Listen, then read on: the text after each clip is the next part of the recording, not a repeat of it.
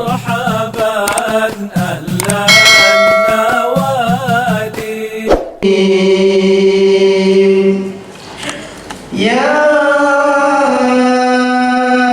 أيها النبي اتق الله ولا تطع الكافرين والمنافقين إن الله كان عليما حكيما واتبع ما يوحى إليك من ربك إن الله كان بما تعملون خبيرا وتوكل على الله وكفى بالله وكيلا ما جعل الله لرجل من قلبين في جوفه وما جعل أزواجكم اللائي تظاهرون منهن أمهاتكم وما جعل أدعياءكم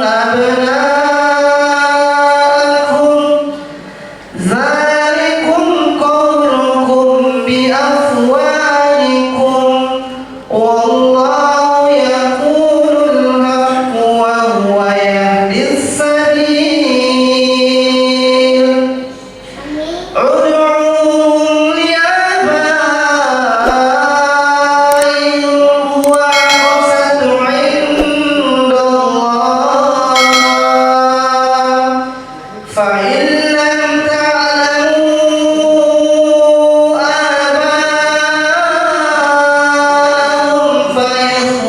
آباءهم فإخوانكم في الدين مواليكم وليس عليكم جناح فيما أخطأتم به ولكن ما تعمدت قلوبكم وكان الله غفورا رحيما النبي أولى بالمؤمنين من أنفسهم وأزواجه أمهاتهم وأولو الأرحام بعضهم أولى ببعض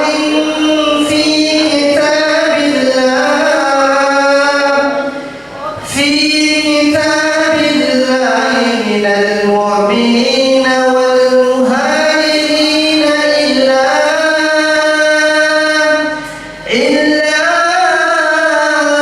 أن تفعلوا إلى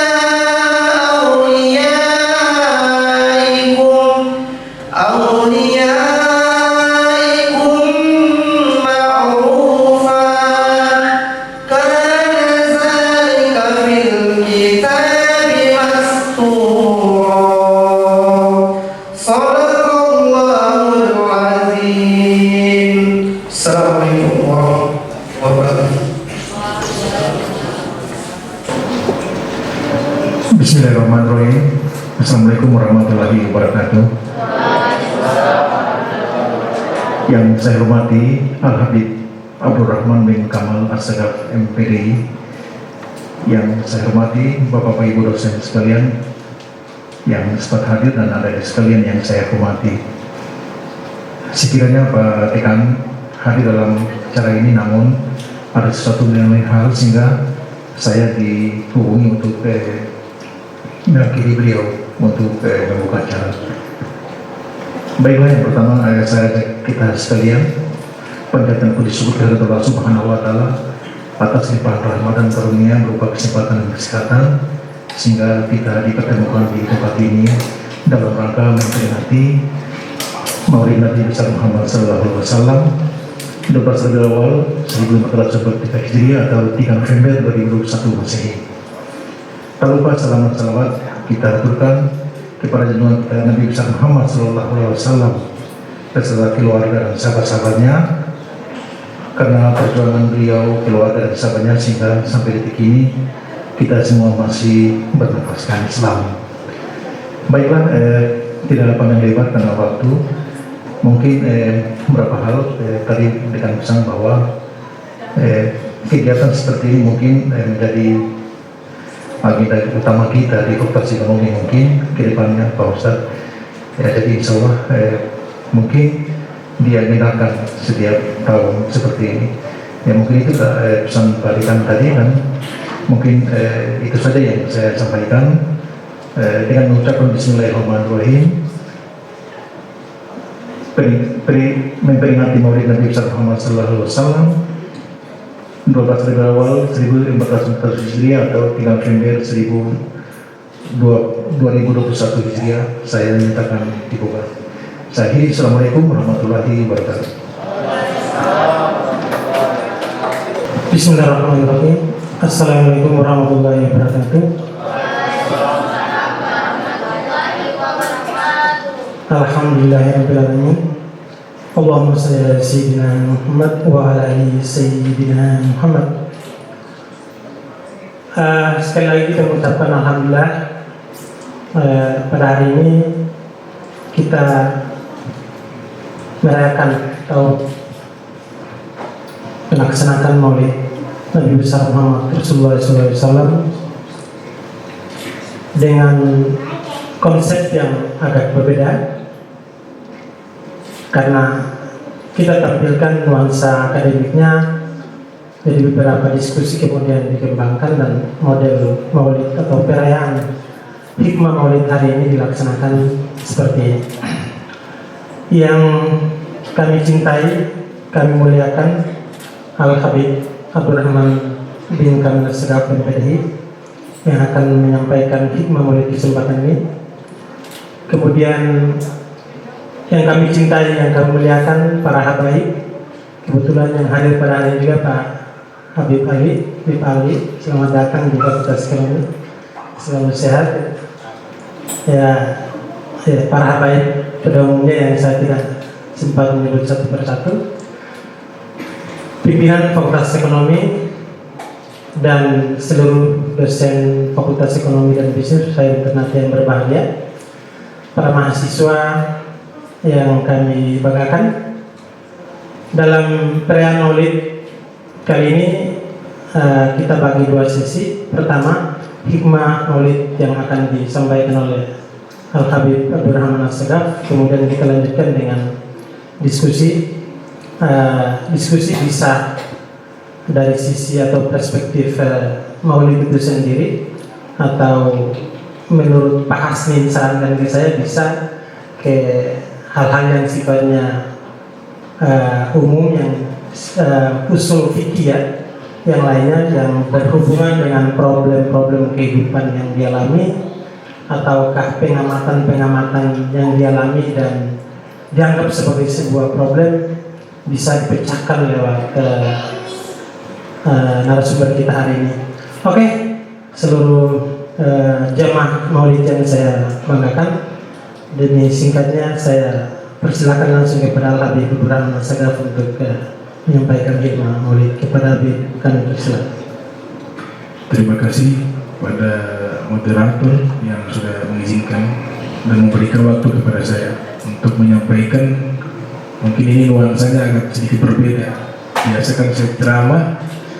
Nah, kali ini seperti seminar atau al-muhawarah ilmiah dalam bahasa Arab. Nah, alhamdulillah, summa salatu wassalamu ala Rasulillah Sayyidina Muhammad ibn Abdillah wa ala alihi wa sahbihi wa man wala amma ba'du. Yang saya muliakan, yang saya hormati Bapak Aswin sebagai perwakilan dari Bapak Dekan, yang sementara ada keperluan lain, dan juga kepada seluruh para dosen yang saya muliakan, pada moderator dan adik-adik mahasiswa dan mahasiswi serta jamaah Majelis Ta'lim Darul Mawaddah yang juga ikut hadir di pertemuan kali ini. Mungkin di pertemuan kali ini saya sedikit membahas bukan kepada sosok Nabi, karena sepanjang Maulid sudah ramai ya para dai menyampaikan tentang sosok Nabi kita Muhammad SAW. Tapi saya ini memperkenalkan leluhur-leluhurnya Nabi Muhammad, sehingga nanti kita keluar dari seminar ini atau pertemuan ini membekas dalam hati kita berkeyakinan bahwa Nabi Muhammad SAW memiliki leluhur-leluhur yang juga bukan orang-orang yang biasa. Mereka juga termasuk orang-orang pilihan, orang-orang yang bertauhid kepada Allah, orang-orang yang mengenal Allah Subhanahu wa Ta'ala. Ada satu karya ilmiah yang membahas tentang leluhur dari Nabi Muhammad SAW, mulai dari ayah beliau sampai kepada manusia pertama, yaitu Nabi Adam. Nah, kitab ini berjudul As-Sarhu, namanya As-Sarhu kitabnya, karya Al-Habib Al-Sayyid Umar bin Alwi Al-Kaf. Nah, kitab ini membahas tentang sejarah kehidupan kakek buyutnya Rasulullah SAW.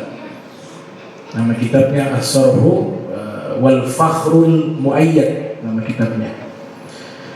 Min li'abai Sayyidina Muhammad, yaitu bapak-bapak moyangnya Nabi kita Muhammad SAW. Namun tidak membahas secara keseluruhan karena terlalu panjang. Nah, nasab Nabi dari leluhurnya beliau, dari buyut-buyutnya beliau itu disepakati oleh para ulama ahli tarikh, ahli sejarah dan ahli nasab, itu sampai kepada seorang bernama Adnan.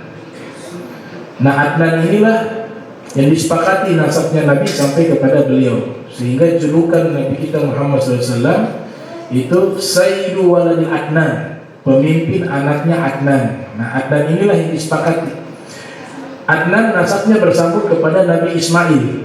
Nabi Ismail itu adalah putranya Nabi Ibrahim.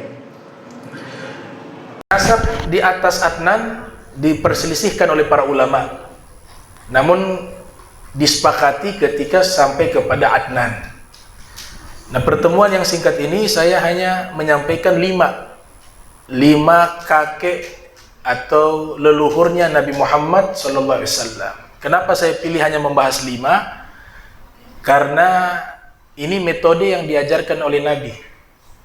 Nabi mengajarkan kalau ingin mudah menghafal sesuatu, itu dia mengulang-ulang hafalan atau dia menghafal 5 ayat. Setiap 5 ayat dia berhenti, kemudian dia hafal lagi 5 ayat. Nah, ini sekarang saya bahas 5 nasab Nabi.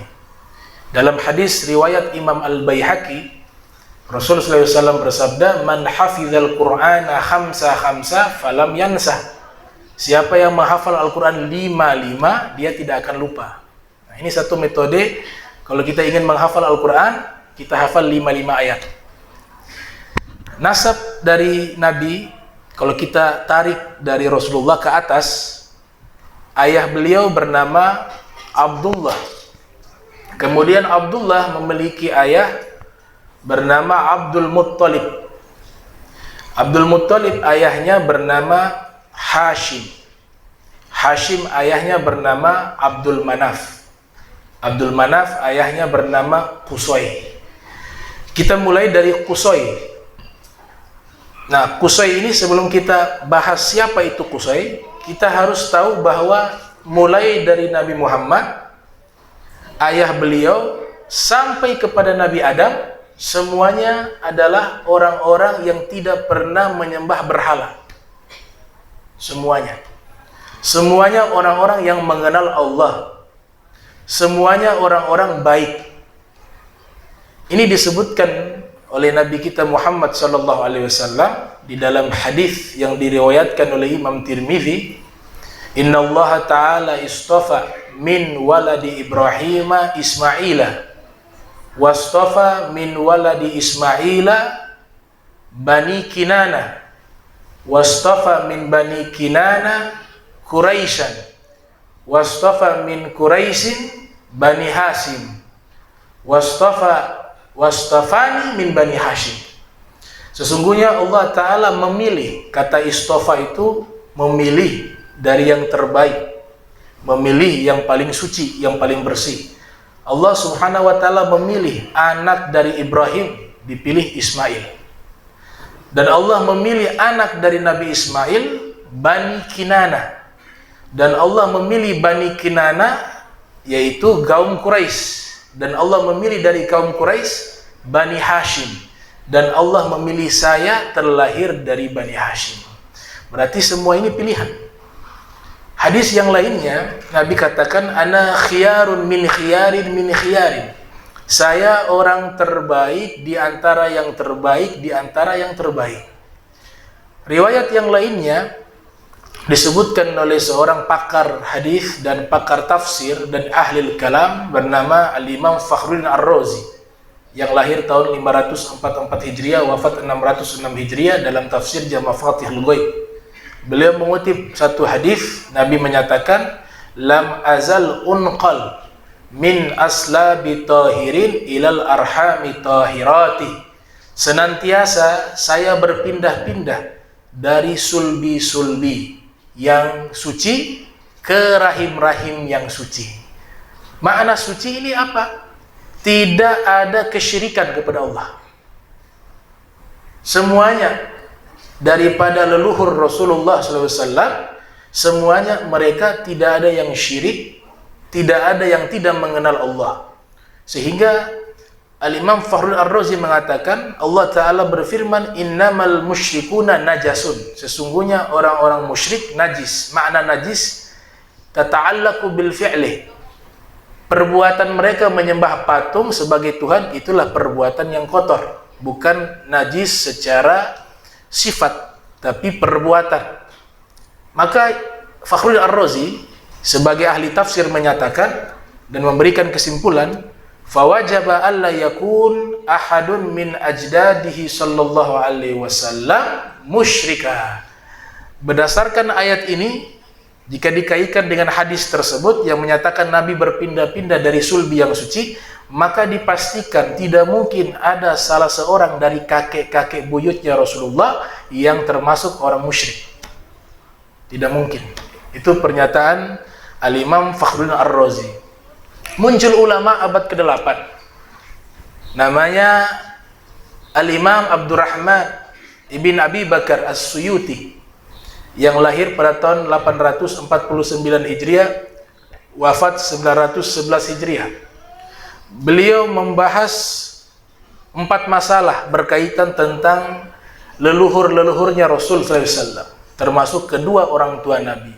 Karena perlu kita ketahui, memang terjadi 2 pendapat. Pendapat pertama mengatakan orang tua Nabi itu Muslim.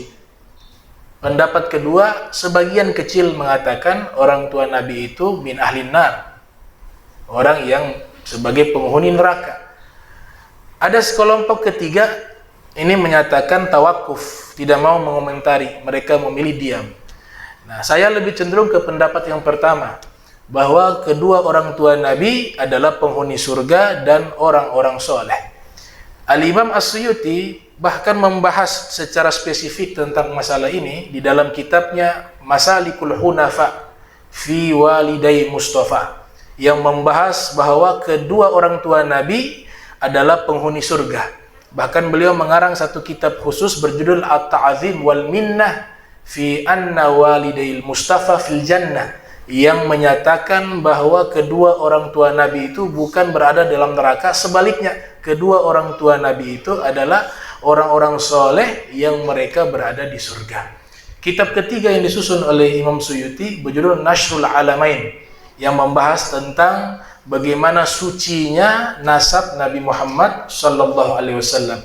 Dan kitab ketiga itu beliau membahas tentang leluhur-leluhur para nabi, khususnya Nabi kita Muhammad sallallahu alaihi wasallam, yang tidak ada satupun dari mereka yang pernah menyembah berhala. Berjudul kitab Ad-Duruj Al-Munifah fil Aba'i Syarifah. Nah, ini 4 karya dari Imam Suyuti sudah cukup mewakili pendapat para ulama yang menyatakan bahwa leluhur Nabi Muhammad SAW mulai dari beliau sampai Nabi Adam semuanya terjaga. Kemudian Qusay. Qusay ini adalah leluhur Nabi yang nama aslinya adalah Zaid. Qusay itu julukan. Qusay ini memiliki arti bu'du, jauh. Makanya oleh sebab itu Masjidil Aqsa namanya Al-Aqsa, diambil dari kata yang sama artinya jauh, masjid yang paling jauh. Subhanalladzi asra bi'abdihi laila minal masjidil haram ilal masjidil aqsa. Masjidil Aqsa artinya masjid yang paling jauh. Diberikan julukan sebagai jauh karena beliau itu lahir di satu tempat yang ada di Syam.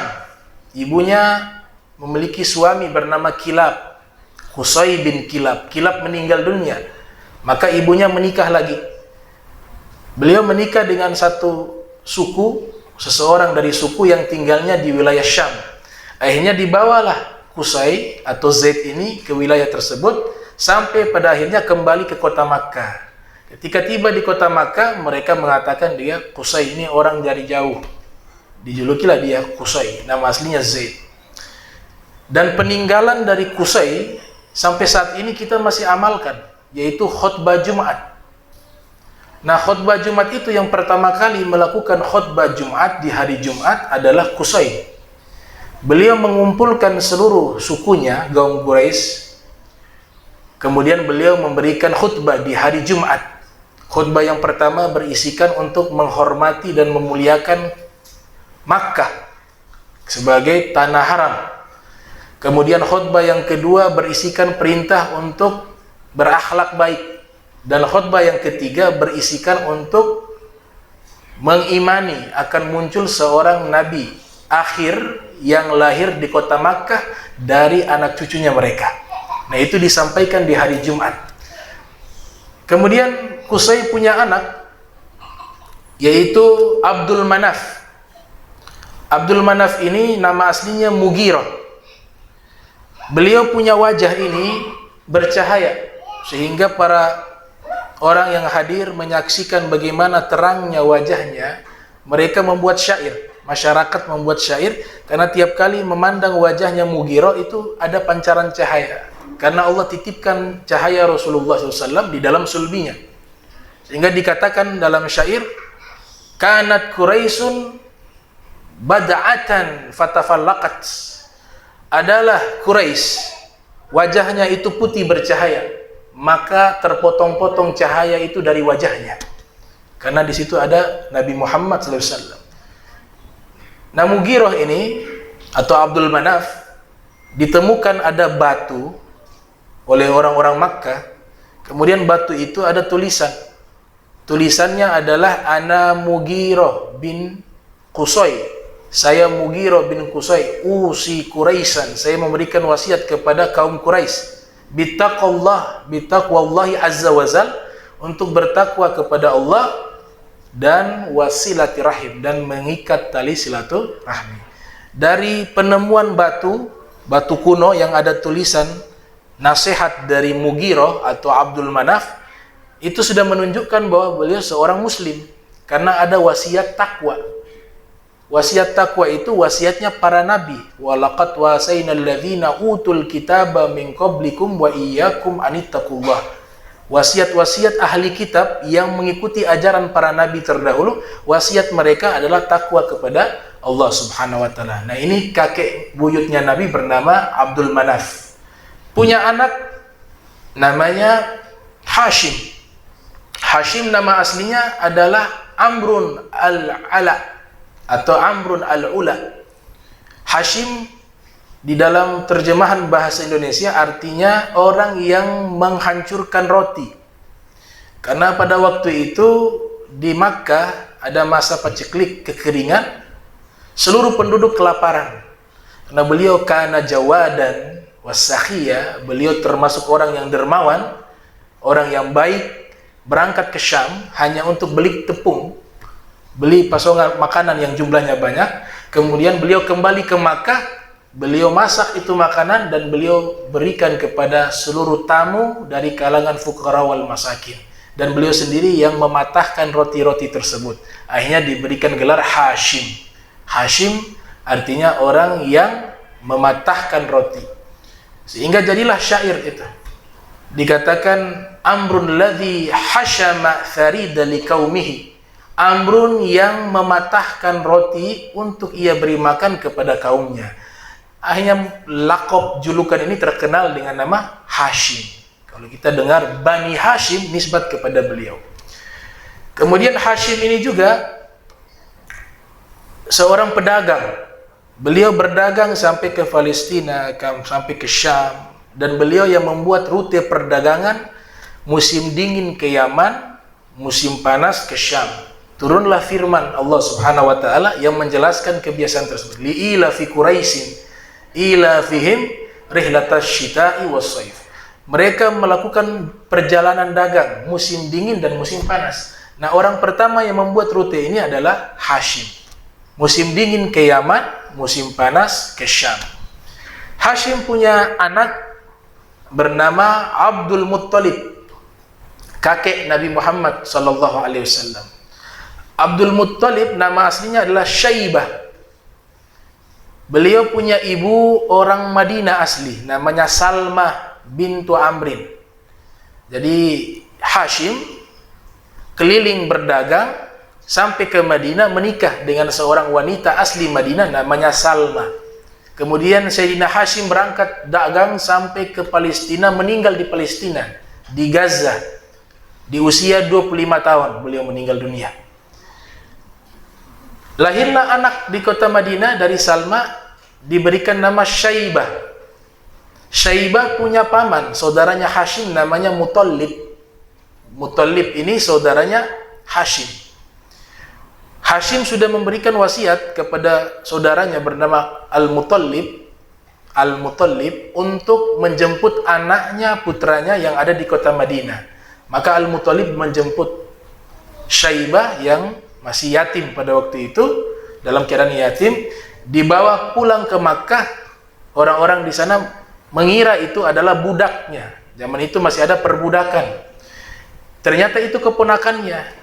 Karena mereka mengira itu budak, dipanggil Abdul Muttalib, budaknya Muttalib. Jadilah gelar beliau yang sering kita dengar, kakeknya Nabi bernama Abdul Muttalib. Padahal itu bukan nama, itu julukan. Namanya adalah Syaibah. Nah, Abdul Muttalib ini, saudara-saudara sekalian, tokoh besar yang menjadi pemimpin kaum Quraisy. Ada Raja Abraha dari Yaman, dari Son'a, datang ingin menghancurkan Ka'bah. Kemudian beliau yang menghalangi. Karena pasukan begitu banyak, beliau bertawakal kepada Allah. Ka'bah ini yang memiliki Allah, pasti Allah yang menjaganya. Keluar dari lisan beliau ketika meminta unta-untanya, hewan ternaknya dikembalikan oleh Raja Abraha yang merampas hartanya beliau. Kemudian Raja Abraha mengatakan, saya pikir engkau ini orang besar. Ternyata engkau datang kemari hanya minta hartamu yang saya rampas. Harusnya engkau seorang pemimpin menjaga ini Ka'bah, rumahnya Allah menurut keyakinan kalian. Maka Abdul Muttalib menjawab, Inni Rabbul Ibil wa inna lil baiti Rabban yahmihi. Kalau saya pemilik unta, tapi kalau Ka'bah yang memiliki Allah, dan Allah akan menjaganya. Itu pernyataan menunjukkan tingginya keimanan beliau kepada Allah Subhanahu wa taala. Akhirnya Raja Abraha tetap ingin menghancurkan Ka'bah. Allah mengirim itu Tayran Ababil. Turunlah firman yang menjadi saksi bagaimana Allah menghancurkan mereka.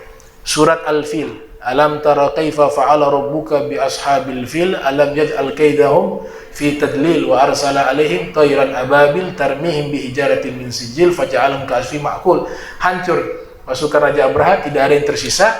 Abraha pulang ke Yaman dengan keadaan terluka. Sampai di Yaman beliau mati. Nah, ini kakek Nabi Abdul Muttalib. Abdul Muttalib juga yang menemukan air Zam-Zam. Air Zam-Zam di zaman Siti Hajar pertama kali muncul ketika menggendong Nabi Ismail. Allah perintahkan Nabi Ibrahim mengasingkan mereka di tempat tersebut yang belum ada penghuni.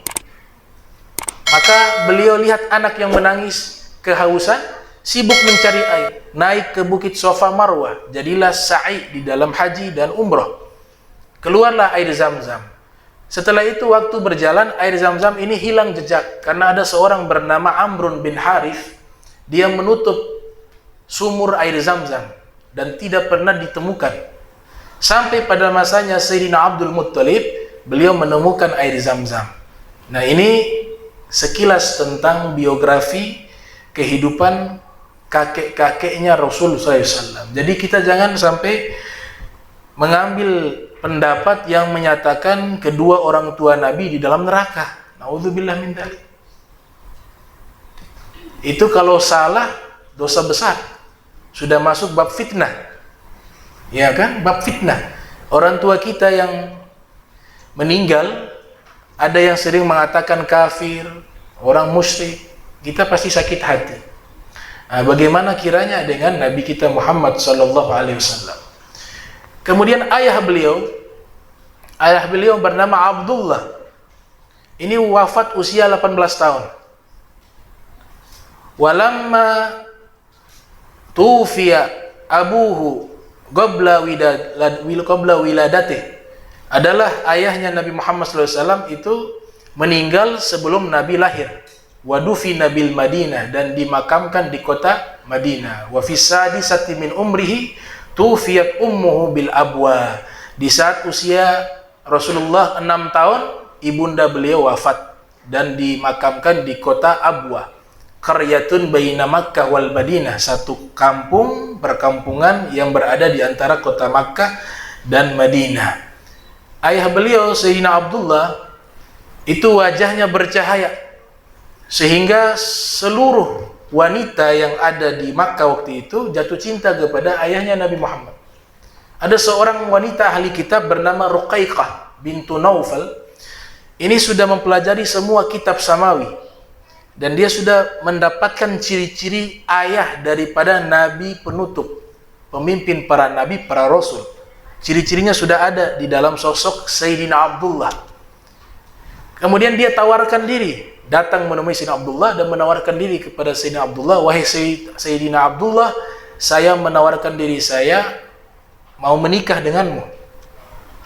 Kata Sayyidina Abdullah, saya sudah dijodohkan dengan Aminah binti Wahab, yang tidak lain adalah ibunda Nabi Muhammad SAW. Maka terjadilah pernikahan. Waktu berjalan beberapa saat, beberapa bulan, datanglah ini wanita yang sama bernama Ruqaiqah ke rumahnya Abdullah. Kemudian bertemulah dengan Abdullah, terjadi diskusi singkat dan keluar pernyataan, wahai Abdullah, engkau tahu tidak alasan saya menawarkan diri saya agar engkau menikah dengan saya, padahal saya seorang wanita. Kata Sayyidina Abdullah, saya tidak tahu alasanmu apa. Maka Ruqaiqah mengatakan, alasannya saya ingin engkau menikah dengan saya karena engkau ini adalah ayah dari nabi penutup. Engkau adalah ayah dari pemimpin anbiya wal mursalin. Namun sekarang saya sudah tidak butuh lagi menikah denganmu karena cahaya Nabi Muhammad sudah berpindah kepada istrimu, Sayyidah Aminah. Karena waktu itu sudah hamil, sudah mengandung. Maka cahaya itu Allah pindahkan ke dalam perutnya Sayyidah Aminah bintu Wahab. Nah, inilah gambaran yang diceritakan oleh Ibnu Hisham dalam kitab As-Sirah Nabawiyah. Dari leluhur beliau semuanya terjaga, semuanya suci, semuanya bersih. Ya, saya serahkan ke moderator karena berhubung waktu. Ya, tafadhol. Terima kasih. Kita langsung saja pada sesi kedua ya. Dialog ini sifatnya terbuka, bisa mengajukan permasalahan yang berhubungan dengan maulid maupun permasalahan yang dialami pada umumnya oleh masyarakat kita atau ini yang membutuhkan pemecahan secara fikih bisa. Untuk itu pertama saya persilakan Oke, terima kasih. Assalamualaikum warahmatullahi wabarakatuh. Perkenalkan, nama saya Asruddin Hormati. Jadi kalau saya marganya Hormati, itu namanya dari kafir. Kakek buyut saya dari kafir, dimasukkan Islam oleh Al-Habib Muhammad Al-Bar. Jadi dari 3 kampung ini yang masuk Islam, hanya 2 nama yang tidak ganti nama dari kafir, yaitu Hormati dan istrinya Barijah.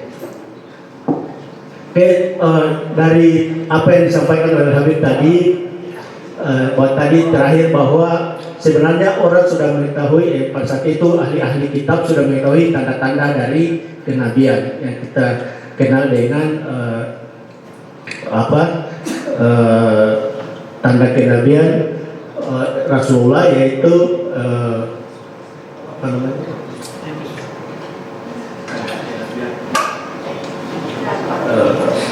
yang tulisannya itu apa? Tawajjuh hai susi tawaina ka mansura Allahu wahdahu la syarikalah Muhammad dan abduhu wa rasul. Hatta menubuah, ya, hatta menubuah. Dalam beberapa artikel yang saya baca bahwa keutamaan dari tanda-tanda kerasulannya adalah yang kita kenal dengan hatta menubuah adalah barang siapa yang melihat tanda itu ketika dia setelah berwudu, dalam keadaan berwudu, maka Allah akan menjaga dia, menyelamatkan dia mulai dari matahari terbit sampai dengan terbenam. Itu ketika Rasulullah masih ada. Kita sekarang, umatnya sekarang dan yang akan datang, itu kita tidak akan lagi melihat tandanya yang itu. Kira-kira amalan apa yang kita lakukan sehingga kita bisa mendapatkan keutamaan dari ketika melihat tanda khataman nubuwah itu, yang tawajjuh hasusita fa innaka mansura Allah wahdahu la syarikalah Muhammad dan abduhu wa rasul. Saya kira itu saja yang saya tanyakan. Mohon maaf sebelumnya. Assalamualaikum warahmatullahi wabarakatuh. Langsung habasnya 2 dulu. Aja dulu. Ya, terima kasih atas pertanyaannya. Tadi khatamun nubuwah, ya, tanda kenabian Nabi Muhammad SAW. Jadi tanda kenabian Nabi sebenarnya sampai sekarang masih ada. Masih ada. Yang pertama, Al-Quran. Itu bagian mukjizat yang menandakan sebagai tanda-tanda kenabian Nabi Muhammad SAW. Karena Al-Quran ini kalau dikaji sepanjang zaman, dia akan mengungkapkan hal-hal yang baru tentang ilmu pengetahuan, tentang ayat-ayat kauniyah, alam semesta, tentang anatomi tubuh manusia, tentang ilmu-ilmu fisika, tentang ilmu kedokteran. Semuanya itu akan terungkap setiap zamannya. Karena ilmu Al-Quran sifatnya itu absolut, mutlak. Sedangkan ilmu lainnya itu adalah sifatnya teori. Selalu direvisi teori-teori yang baru. Tapi Al-Quran itu adalah sifatnya mutlak. Jika belum ditemukan satu pernyataan di dalam firman, itu bukan berarti firman itu salah. Tapi ilmu kita belum sampai ke situ. Nanti pada zaman tertentu akan terungkap. Contoh, di dalam Al-Quran menyebutkan kalau kita terbang menembus langit, maka dada ini akan doyek, sempit, dan nafas itu akan tidak bisa kita bernafas. Itu 1000 tahun lalu sudah disebutkan dalam Al-Quran. Belum ada manusia yang terbang secara iptek. Kalau terbang secara spiritual dengan mukjizat fisik dan ruh, itu Nabi Muhammad. Dan itu penerbangan yang tidak bisa dicapai oleh teknologi manapun. Illa bisultan, Allah nyatakan. Kecuali dengan kekuasaan saya. Namun pada zaman itu belum ditemukan itu pesawat atau roket yang bisa sampai ke luar angkasa. Tapi teori ini sudah dijelaskan oleh Al-Quran. Bahwa ketika menembus atmosfer bumi, itu nafas kita, gravitasi kan dia jadi tekanan itu sangat kuat, kemudian gravitasi berbeda dengan ketika kita di dunia, sehingga oksigen ini tidak ada, bernafas, dada terasa sempit. Itu teori sudah ditemukan di abad modern. Padahal Al-Quran sudah berbicara 1000 tahun lebih. Ini adalah alamatun nubuwah, tanda kenabian Nabi selain khatamun Nabi seperti yang disebutkan tadi. Tanda kenabian Nabi ada yang bundaran di belakang punggung beliau, ada yang ada tulisannya. Sebagian ulama seperti Imam Turmuzi yang lahir 209 Hijriah, wafat 279 Hijriah, dalam kitab Asy-Syama'il Muhammadiyah menyatakan dia seperti telur burung puyuh. Sebagian ulama sufi mengatakan cahaya. Sebagian lain mengatakan seperti koin dinar wa dirham. Tanda kenabian Nabi. Kita masih bisa mendapatkan keberkahan tanda kenabian Nabi lewat satu amalan yang sudah Nabi tunjukkan kepada kita,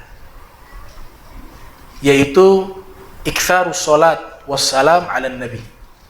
Kita banyak bersalawat dan mengucapkan salam kepada Nabi Muhammad SAW. Itu kita akan terkoneksi dengan beliau. Maka makin banyak yang kita ucapkan salawat dan salam, apalagi diiringi dengan kecintaan yang sebenar-benarnya dalam hati, itu terhubung dengan keberkahan alamah nubuwah. Dan ini satu-satunya amalan ibu-ibu sekalian yang tidak mungkin Allah tolak. Satu-satunya amalan yang tidak mungkin Allah tolak.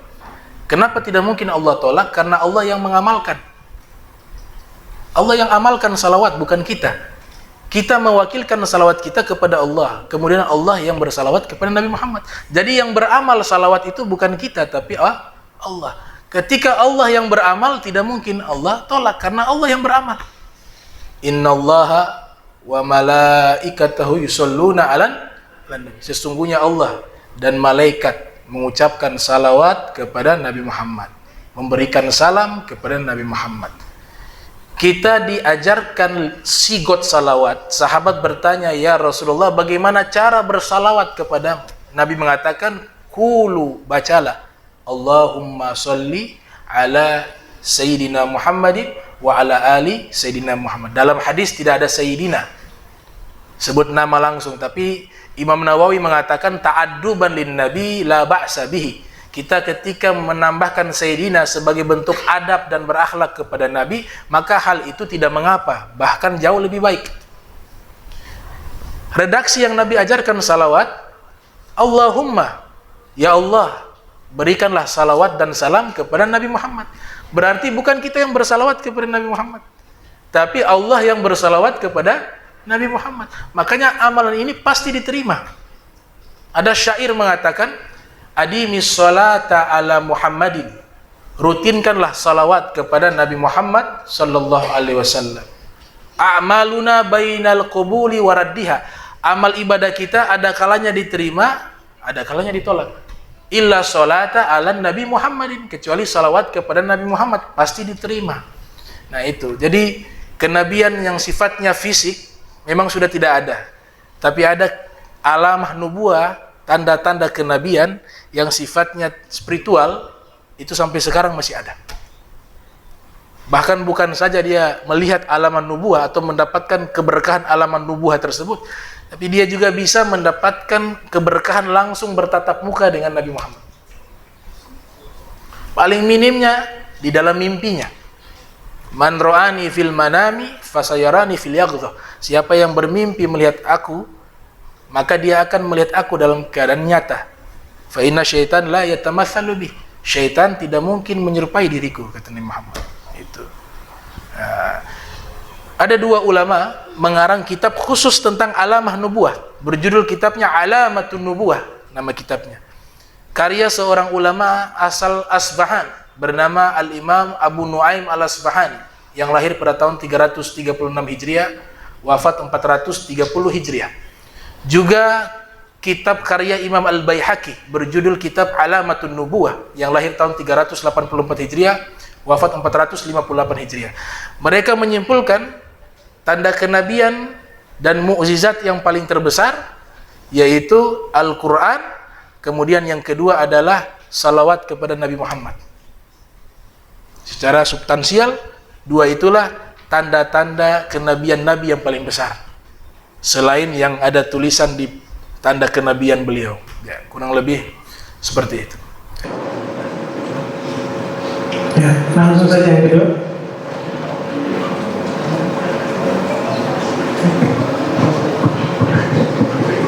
Silakan Mas. Baik, terima kasih. Assalamualaikum warahmatullahi wabarakatuh. Yang saya hormati guru kami Al-Mukarram Habib Abdurrahman dan Kamil Sadam. Saya langsung saja. Pertanyaan saya ada dua. Yang pertama tentang Maulid. Kira-kira kapan perayaan Maulid ini dilakukan secara resmi setelah Rasulullah wafat? Kemudian yang kedua, ada pendapat yang berbeda tentang tanggal kelahiran Nabi.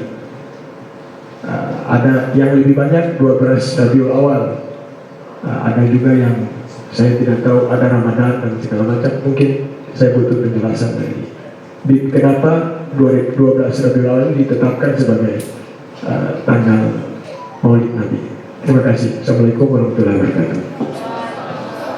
Ya, terima kasih Pak Hasnin atas pertanyaannya. Yang pertama, kapan perayaan Maulid Nabi secara resmi diadakan? Yang pertama, abad ketiga Hijriah, ada di Mesir Daulah Fatimiyah. Fatimiyah ini bermadhab Syiah. Mereka buat perayaan Maulid besar-besaran secara resmi di Mesir sekitar abad ketiga Hijriah. Kemudian di Mosul di Irak ada seorang raja bernama, atau seorang amir gubernur bernama Muzaffar Kaukarbi Sahibul Irbil. Beliau mengadakan secara resmi Maulid Nabi SAW. Pada waktu itu dibuat sayembara untuk membuat biografi singkat Maulid Nabi SAW, yang menjadi pemenang ulama Spanyol bernama Al-Hafiz Ibnu Dihya Al-Kalbi, yang lahir pada tahun 544 Hijriah, wafat 633 Hijriah. Maka Ibnu Katsir yang meriwayatkan riwayat ini dalam kitab Al-Bidayah wan Nihayah, yang beliau dilahirkan tahun 700 Hijriah, wafat 774 Hijriah, menyatakan Maulid pertama itu kisaran abad ke-5 ke-6 Hijriah, berdasarkan kelahiran ulama yang menyusun kitab Maulid pertama kali bernama Al-Hafiz Ibnu Dihya, yang berjudul At-Tanwir fi Maulid Basyirin Nadhir. Ini ahli sunnah wal jamaah merayakan Maulid Nabi abad ke-5 atau 6 Hijriah, sedangkan Daulah Fatimiyah sekitar kira-kira abad ke-3 Hijriah di Mesir. Jadi dua hal yang berbeda. Ya, tidak dinyatakan sebagaimana ini berasal dari Syiah, tidak. Yang Syiah punya sendiri Maulid, yang ahli sunnah juga punya sendiri. Karena tujuannya sama, mengungkapkan rasa syukur atas kelahiran Nabi Muhammad SAW. Adapun tanggalnya, tanggal lahirnya Nabi terjadi perbedaan pendapat di kalangan para ulama. Ada yang mengatakan 8 Rabiul Awal, ada yang menyatakan 11 Rabiul Awal, ada yang mengatakan 12 Rabiul Awal. Bahkan ada yang mengatakan di bulan 12 Ramadan. Di bulan Ramadan tanggal 12. Ini pernyataan di dalam kitab Bahjatul Mahafil. Kemudian Al-Imam Ibnu Katsir dalam As-Sirah Nabawiyah, beliau menyimpulkan pendapat pertama menyatakan tanggal 10 Rabiul Awal, itu pendapat Al-Imam Ja'far Shadiq, Al-Hafiz Ibnu Dihya, dan tabi'in bernama Imam Sya'bi. Pendapat kuat yang kedua 12 Rabiul Awal. Ini pendapatnya Ibnu Abbas, Jabir, dan juga Abul Ishaq. Di dalam kitab Rahiqul Makhtum karya Sofiyur Rahman Al-Mubarakfuri, beliau menyatakan tanggal 9. Di dalam kitab Sirahnya Ibn Hisham, beliau menyatakan tanggal 12. Di dalam kitabnya Al-Imam Ibnu Athir juga menguatkan pendapat bahwa Nabi lahir pada tanggal 12 Rabiul Awal. Ibnu Katsir juga menyimpulkan dalam kitab Al-Bidayah wan Nihayah bahwa pendapat yang paling kuat, paling populer adalah 12 Rabiul Awal. Nah, itu yang dijadikan tanggal kelahiran Nabi di kalender kita, orang Indonesia, dan juga di tempat lainnya. Itu yang paling masyhur dan paling kuat menurut para ulama. Adapun hari lahirnya hari Senin, kesepakatan, gak ada yang berbeda. Nabi dilahirkan pada hari Senin. Karena pernah Nabi ditanya, kapan engkau lahir? Dzaka yaumun wulidtu fih. Engkau berpuasa di hari Senin, apa sebabnya engkau puasa di hari Senin? Nabi menjawab, itu hari adalah hari aku dilahirkan, yaitu di hari Senin. Kemudian tahunnya coba dihitung secara Masehi, itu 571 Masehi. 25 April. Ini pendapat Sofiur Rahman Al-Mubarakfuri dalam kitab Ar-Rahiqul Makhtum. Jadi yang mereka berbeda pendapat hanya di tanggalnya saja. Tapi harinya, tahunnya itu disepakati. Begitu juga tahun wafat. Tahun wafat 11 Hijriah, harinya hari Senin. Nah, ini beberapa riwayat yang menyatakan tentang masalah tersebut.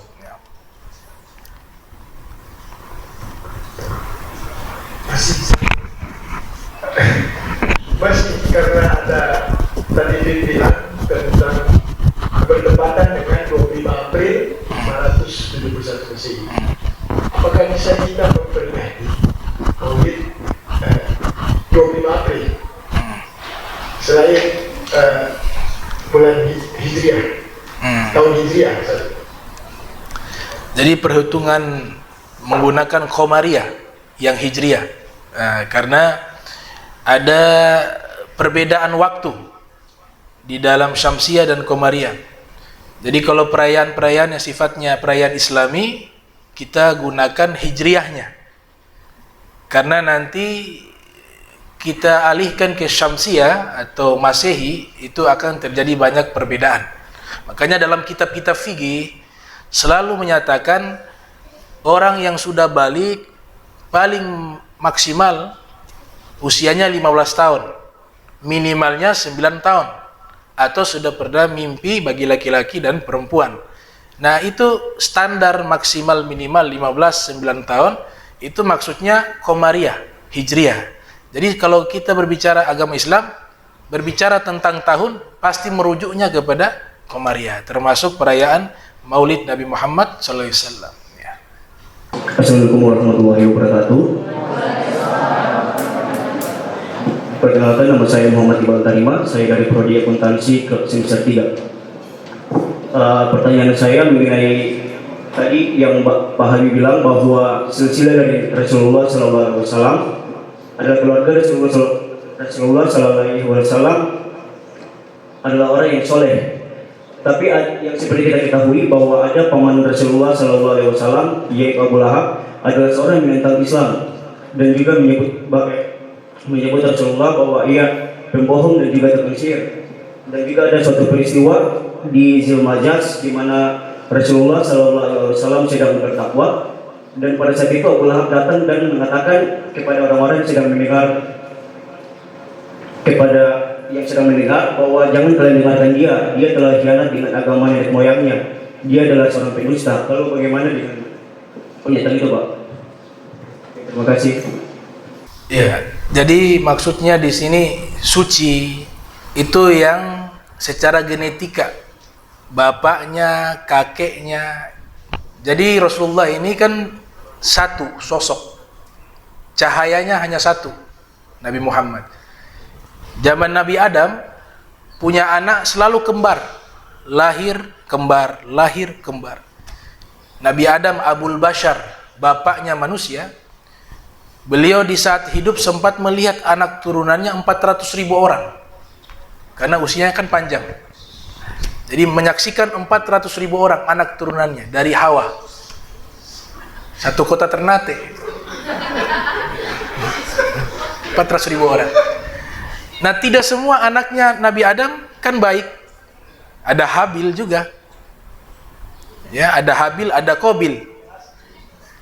Ada nabi namanya Sis alaihissalam, anaknya Nabi Adam. Sis itu bahasa Ibrani, bahasa kuno bukan bahasa Arab, artinya hibatullah, hadiah dari Allah. Ternyata Allah titipkan cahaya Rasulullah bukan kepada anak-anak Adam yang jahat, tapi Allah pilih siapa? Sis alaihissalam. Ketika cahaya ini pindah ke sulbi Sis ini pasti orang baik. Sis itu orang baik. Oleh sebab itu, dari Sis turun lagi ke bawah. Lewat siapa? Para nabi, sampai kepada Nabi Ibrahim. Nah, itu di Maulid Ad-Dibai kan dijelaskan itu. Inna Quraisyan kanat nuran baina yadillah qabla ayakhluqa Adam bi alfi am. Yusabbihu dzalika nur wa tusabbihul malaikatu bitasbih. Falamma khalaqahu Allahu Adam alqa dzalika nur fi sulbihi. Digambarkan bahwa cahaya Nabi berpindah itu orang-orang itu Allah pilih yang terbaik. Sampai kepada ayahnya. Adapun Abu Lahab, cahaya Nabi tidak masuk ke situ. Walaupun dia satu keluarga. Yang saya maksudkan, yang dititipkan cahaya itu, cahaya Nabi Muhammad secara genetika, semuanya itu mulai dari ayahnya Sayyidina Abdullah sampai kepada Nabi Adam, semuanya terjaga. Luar biasanya Nabi Adam, semuanya kembar kecuali Sis hanya satu. Semua anaknya Nabi Adam lahir kembar. Kembar, laki perempuan, laki perempuan, laki perempuan. Nanti dinikahin secara silang. Karena waktu itu manusia belum ada. Pernikahan ini zaman sekarang haram, zaman itu halal. Kawin silang. Hanya satu anak Nabi Adam, Sis, terlahir sendiri secara tunggal. Kenapa? Karena dia dipilih oleh Allah menampung cahaya kemuliaan yang tunggal, yang gak boleh dibagi-bagikan kepada yang lain. Maka dijadikan Sis lahir sendiri. Dari sinilah para nabi lahir. Dari genetikanya Nabi Sis, Nabi Ibrahim, Nabi Ismail turun ke bawah Rasulullah. Nabi Ishak melahirkan nabi-nabi Bani Israel. Situ. Ya, yang saya maksud itu. Keluarga beliau dari sisi genetika nasab secara langsung. Adapun pamannya dan seterusnya, maka hal itu tidak menjadi jaminan. Tidak menjadi jaminan. Sama halnya di dalam firman, wa isqala Ibrahimu li abihi Azar atattakhidhu alihatan asnama. Dalam firman disebutkan Nabi Ibrahim berkata kepada ayahnya Azar, apakah engkau membuat patung-patung berhala ini sebagai Tuhan? Sebagian pemahaman menyatakan ini ayahnya Nabi Ibrahim musyrik, pembuat patung berhala dan penyembah patung berhala. Namanya Azar. Ternyata ulama menyatakan seperti Ibnu Katsir di dalam kitab Qasasul Anbiya mengatakan Azar di sini bukan ayah kandung, bukan ayah biologis, tapi dia adalah ayah angkat. Karena para nabi semuanya orang tuanya disterilkan oleh Allah, semuanya lurus, semuanya mentauhidkan Allah. Tidak ada satupun para nabi orang tuanya kafir, tidak ada. Azar itu ditafsirkan oleh ulama besar, Imam Ibnu Katsir, dan juga seorang ulama ahli tafsir klasik bernama Abu Ja'far Muhammad Ibnu Jarir At-Tabari yang lahir tahun 224 Hijriah, wafat 310 Hijriah. Dalam tafsirnya mengatakan ayahnya Nabi Ibrahim namanya bukan Azar tapi Taroh. Taroh Muslim wal Mu'min. Nah itu. Jadi pemahamannya seperti itu. Secara genetika Allah pilih semuanya Muslim. Gitu. Baik, terima kasih. Assalamualaikum warahmatullahi wabarakatuh. Saya punya pertanyaan begini Pak Bid. Rasulullah SAW, Muhammad SAW punya keturunan tidak ada laki-laki ya, ada laki-laki meninggal.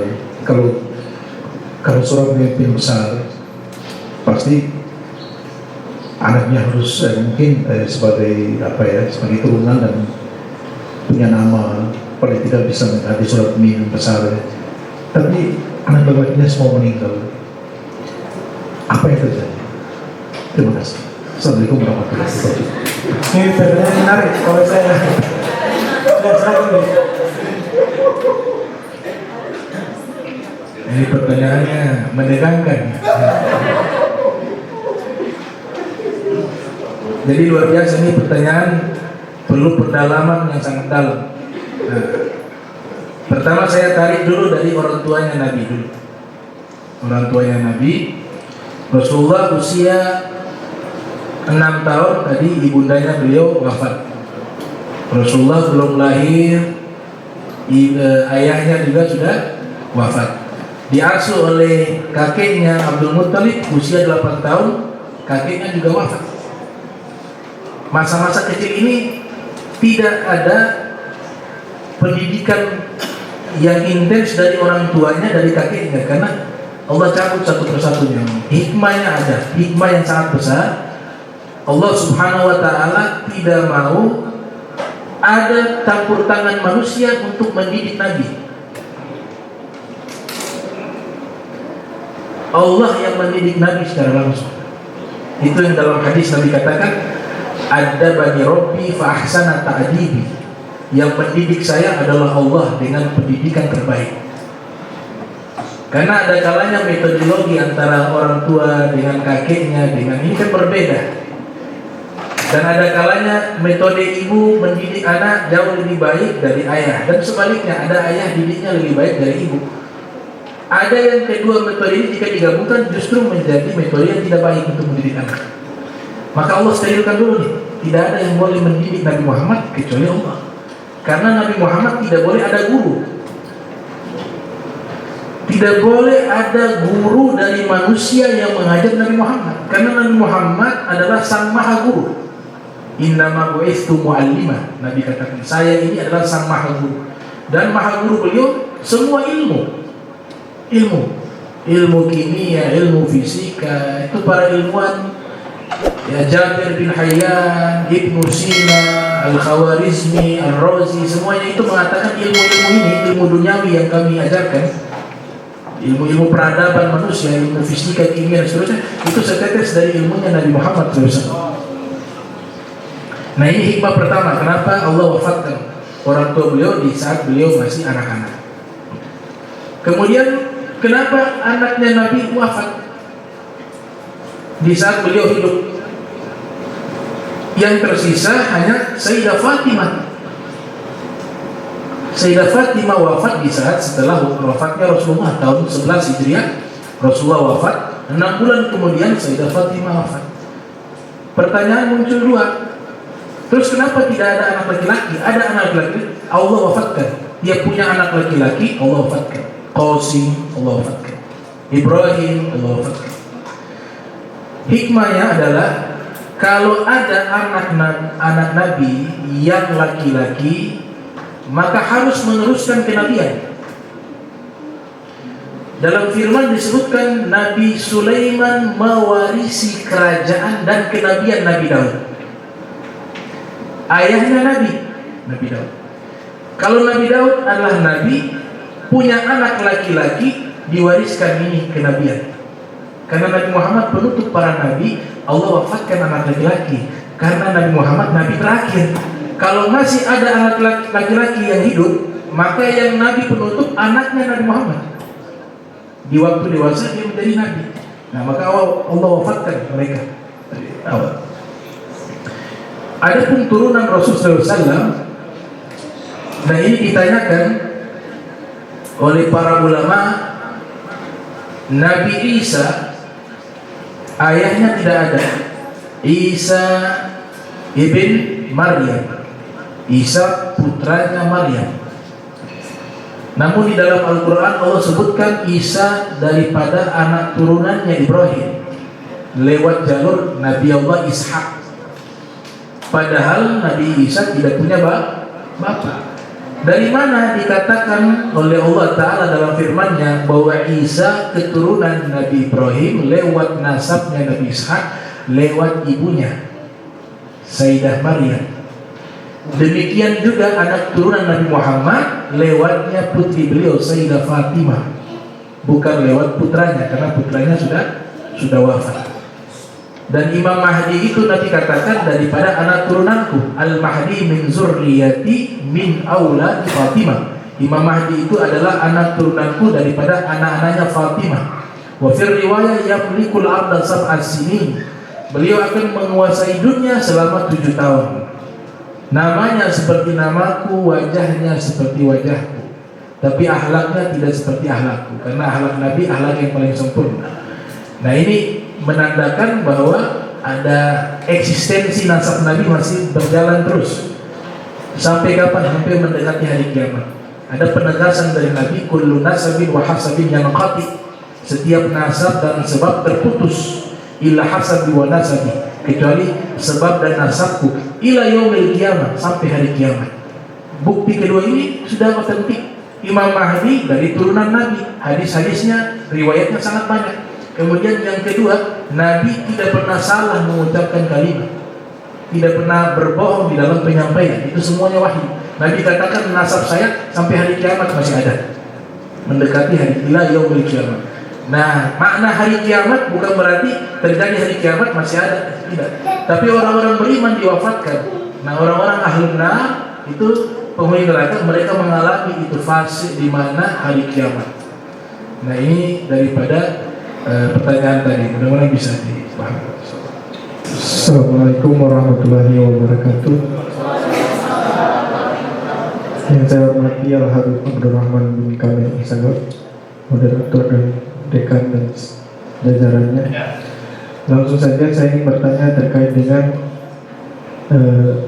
mimpi bertemu Rasul Sallallahu Alaihi Wasallam. Apakah kalau orang bermimpi bertemu dengan Rasul itu adalah benar adanya, adalah Rasul itu sendiri?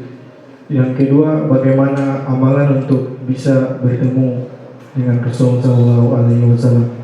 Mungkin itu saja. Assalamualaikum warahmatullahi wabarakatuh.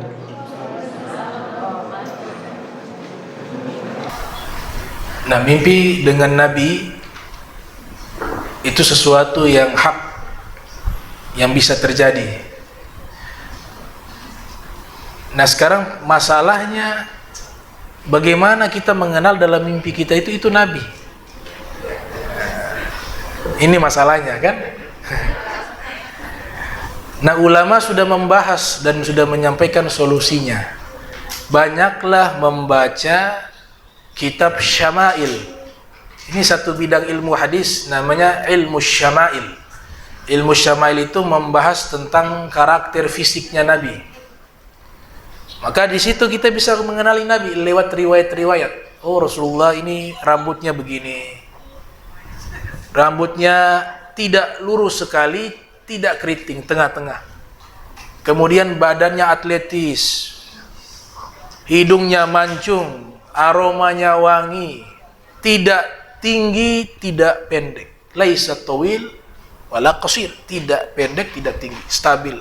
Kemudian Rasulullah SAW rambutnya tidak berwarna putih, masih hitam. Nah, ini salah satu cara membantu kita mengenali Nabi. Kita sudah kenal lewat riwayat, tatkala dalam mimpi kita bisa tahu ini Nabi Muhammad. Dan biasanya disimbolkan dengan cahaya dalam mimpi tersebut, karena begitu indahnya. Kemudian keindahannya itu kita belum pernah melihat. Ada orang seindah itu ciri-ciri Rasulullah. Karena Rasulullah tidak bisa kita sifati, saking indahnya. Makanya dilarang kita melukis, karena pasti akan kurang, pasti akan salah. Nah, jika kita melihat dalam mimpi ini dengan sesuai riwayat yang sudah disebutkan oleh ulama-ulama hadis, kemudian orang ini kita belum pernah melihat, ada orang setampan ini. Kemudian untuk menjelaskan sulit. Bagaimana sih dalam mimpimu kau melihat Rasulullah? Rasulullah itu aduh susah. Saya mau sampaikan itu susah, terlalu sempurna. Nah, itu keadaan sahabat ketika ditanya bagaimana sih sifati kepadaku, bagaimana fisiknya Rasul. Sahabat yang hidup sezaman dengan Nabi, bergaul dengan Nabi, melihat Nabi, mereka mengatakan kami tidak mampu menjelaskan. Bahkan di antara mereka tidak mampu melihat kepada Nabi. Hanya beberapa sahabat yang meriwayatkan fisiknya Nabi, Imam Ali bin Abi Thalib, kemudian istri beliau Sayyidatuna Aisyah, Ummu Ma'bad, dan beberapa yang lainnya, mereka meriwayatkan fisiknya Rasul. Tapi yang lain daripada itu tidak mampu melihat Nabi Muhammad SAW, karena begitu indahnya. Sehingga di dalam kitab disebutkan oleh Imam Suyuti dalam tafsir Jalalain, Utiya Yusuf nisfal jamal, diberikan keindahan kepada Nabi Yusuf separuh keindahan. Wa utitu kullal jamal, dan saya diberikan seluruh keindahan, kata Nabi. Tapi Nabi Muhammad tidak ada riwayat wanita memotong jari-jarinya karena melihat ketampanan Nabi Muhammad. Tapi kalau Nabi Yusuf dalam Al-Quran, wa qata'na aydiyahunna qulna hasya lillah ma hadza basharan in huwa illa malakun karim. Ini bukan manusia, ini malaikat, kata wanita-wanita Nabi Yusuf. Mereka tidak sadar melihat ketampanan Nabi Yusuf, jari mereka iris dengan pisau, terpotong-potong. Rasulullah tidak ada riwayat seperti itu. Kenapa? Karena ketampanan Nabi Yusuf masih berani orang melihat. Tapi ketampanan Nabi Muhammad terlalu sempurna, tidak ada yang berani melihat wajah beliau. Diberikan wibawa yang besar. Makanya istri beliau Sayyidatuna Aisyah mengatakan, walau niswatu Yusuf la ra'aina jamalahu la atharna taqdiyal qulub ala aidi. Seandainya wanita-wanita Nabi Yusuf melihat keindahan Nabi Muhammad, yang mereka potong bukan hanya jari mereka, tapi hati mereka juga ikut terpotong-potong. Karena begitu indahnya sosok Nabi Muhammad sallallahu alaihi wasallam. Jadi kalau kita mimpi dengan Nabi Muhammad sesuai dengan riwayat, pasti itu benar dari Nabi Muhammad sallallahu alaihi wasallam. Kemudian mimpinya tidak melanggar syariat. Maksudnya bagaimana mimpi? Kalau itu benar-benar Nabi Muhammad, dalam mimpi itu kita melihat Nabi Muhammad, tidak mungkin kita bangun jam 8 pagi, subuh tidak sholat. Itu pasti setan menyamar. Tidak mungkin mimpi kepada Nabi melanggar aturan Nabi. Pasti dia akan mimpi bukan di jam-jam seperti itu. Dan pasti mimpinya itu tidak sampai melalaikan kewajibannya. Nah itu ciri-ciri bagaimana kita mengetahui bahwa kita mimpi benar-benar melihat Nabi Muhammad sallallahu alaihi wasallam, ya, kurang lebih seperti itu, ya. Yang terakhir satu ya. Silakan. Bismillahirrahmanirrahim. Assalamualaikum warahmatullahi wabarakatuh. Perkenalkan, nama saya Muhammad Reza dari Prodi Manajemen Fakultas Ekonomi dan Bisnis. Nah, yang saya ingin tanyakan, Ka'bah ini kan sebagai tempat penyimpanan berhala, maaf kalau saya salah, tempat penyimpanan berhala. Sedangkan Abdul Muthalib, kakek dari Nabi Muhammad SAW, seorang pemimpin Quraisy, yaitu yang hidup pada zaman itu yang di sekitaran Ka'bah. Nah, saya ingin tanyakan, kenapa kakeknya Nabi Muhammad SAW mengizinkan rumah Allah atau Ka'bah itu sebagai tempat penyimpanan berhala? Itu saja, terima kasih. Ya, jadi di Ka'bah itu ada seorang profesor doktor bernama Said Ramdan Al-Buti. Ini beliau pakar sirah nabawiyah yang wafat syahid fisabilillah sedang mengajar tafsir Al-Quran, kemudian dibom. Beliau hidup di zaman kita, di masa kita. Namanya Dr. Said Ramdan Al-Buti, tokoh ulama ahli sunnah wal jamaah di Suriah. Beliau punya kitab berjudul Fiqhu Sirah Nabawiyah, membahas tentang sirah nabawiyah, biografi perjalanan hidup Nabi Muhammad dengan pendekatan analisis sejarah. Beliau menyatakan dalam kitab tersebut, berhala yang ada di Ka'bah di zaman itu sebelum Nabi Muhammad menghancurkan itu 300 lebih berhala. 300 lebih berhala. Nah, kemudian kenapa sebagai pemimpin Abdul Muthalib, Sayyidina Abdul Muthalib tidak melarang praktek itu? Karena beliau sebagai pemimpin. Maka ini jawabannya ada dalam kitab Fiqh Sirah Nabawiyah. Penyembahan berhala itu sudah turun-temurun. Jadi di Makkah itu ada beberapa keyakinan. Ada yang Nasrani, ada di Makkah Nasrani, seperti Waraqah bin Naufal dan Ruqayyah bint Naufal. Mereka ahli kitab. Ada golongan kedua namanya Millatu Ibrahim, mengikuti agama Nabi Ibrahim. Nah, ini kakeknya Nabi masuk di sini, orang tuanya Nabi masuk di sini. Ada yang ketiga Ubadul Wathan atau Ubadul Asnam, penyembah berhala. Maka pada waktu itu jumlah yang paling banyak itu penyembah berhala, karena sudah turun-temurun. Sebenarnya ini penyimpangan dari ajaran Nabi Ibrahim. Dulunya tidak, Makkah itu semuanya mengikuti Nabi Ibrahim. Cuma ada satu orang, dia berangkat ke Syam, di sana dia temukan penyembah berhala. Dia lihat orang sembah-sembah itu patung. Dia pulang ke Makkah, dia buat patung, dia contohkan praktek itu, sembah kepada patung. Akhirnya orang-orang terpengaruh, menyembah patung, jadilah patungnya 300 lebih patung berhala di dalam Ka'bah. Karena takut ada pergesekan nanti, makanya dakwah Nabi ketika diutus oleh Allah 13 tahun lebih lama berdakwah di kota Makkah dibanding Madinah. Tapi Nabi tidak pernah mengganggu patung berhala. Apakah Nabi orang musyrik? Tidak. Itu namanya siasatu dakwah. Siasat dalam dakwah, dan dakwah itu ada marahil, ada tahapan, tidak boleh frontal. Itu yang dilakukan oleh Abdul Muthalib dengan para pengikut milat Hanafiyah. Jadi bukan mereka mengizinkan, mereka coba menghilangkan, tapi dengan cara yang tidak frontal, karena mereka tahu bagaimana latar belakang daripada agama-agama yang ada, termasuk penyembah berhala. Itu kalau dilakukan, maka terjadi konflik yang besar. Dan itu dipraktikkan oleh Nabi Muhammad. Nabi Muhammad selama di Makkah berdakwah 13 tahun tidak pernah mengganggu Ka'bah yang di dalamnya ada berhala-berhala, dibiarkan. Nabi Muhammad tidak pernah melarang mereka karena Rasul tahu ada waktunya. Nanti Nabi sudah hijrah ke Madinah tahun 8 Hijriah, Nabi kembali ke kota Makkah, kemudian Nabi musnahkan seluruh patung berhala. Ini kasus yang sama kepada kakek beliau, Sayyiduna Abdul Muttalib. Mereka tidak bisa mengambil keputusan sepihak waktu itu. Karena begitulah ajaran Allah di dalam Al-Quran dan ajaran para nabi. Mereka berdakwah itu ada marahil dakwah, ada tahapan-tahapan berdakwah, dan juga ada siasat dakwah, ada siasat di dalam berdakwah. Itu ada siasat dalam berdakwah. Kurang lebih seperti itu. Ya, karena waktu kita batasi, waktu sholat asar sudah cukup. Sesi terakhir saya berikan statement penutup oleh Al-Habib Abdurrahman As-Sagaf.